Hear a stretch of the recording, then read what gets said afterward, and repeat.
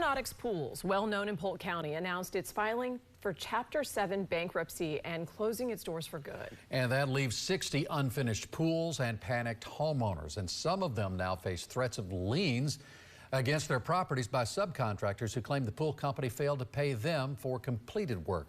Homeowners knew they had better call Bankin, and let's go right to our consumer investigator, Shannon Bankin, to tell us more about it.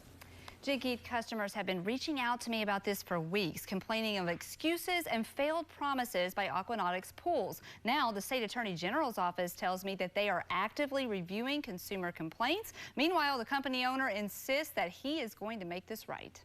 When they find out you have a pool, that's the place everybody wants to be, especially in Florida. Arlene Bonds of Davenport signed a contract with Aquanautic's Pools on September 25th to widen her existing pool and put in pavers. She says she paid $25,910 so far on her $37,000 contract and questions why the company took her business just months before sending this letter, informing customers of bankruptcy liquidation. Where is your operating income, your operating expenses? What do you have in the reserves? That should dictate whether or not you should take on a new job.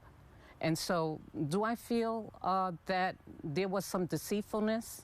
Yes. The Better Call Bankin phone has been ringing for weeks. Aquanautic's customers complaining of unfinished pools. I reached company owner Eddie Scarberry by phone, and he tells me he's trying to work out agreements with other contractors to get every pool completed. He says, quote, "I've never taken a dime without the intention of finishing the pool." The company owner is telling me that he hasn't defrauded anyone and that they're going to make this right. Does that make you feel better?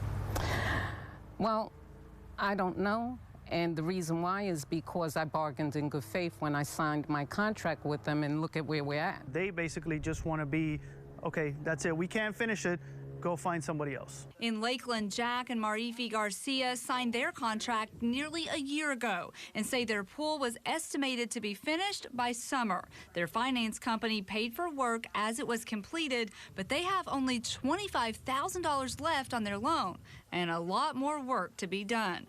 With so many pool companies abruptly closing recently, the Garcias question who they can trust. That's why we're hesitant to hire another company, because who's to say that that company isn't going to do the same thing or isn't going to file bankruptcy in a month or 2 months.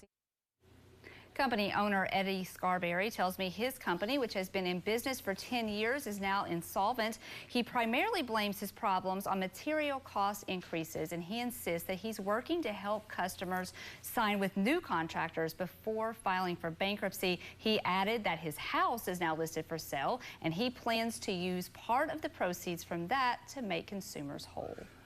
But still, these customers paid some money, and they're all sitting around going, where's the money? I mean, obviously, this money was paid forth. Where did it go?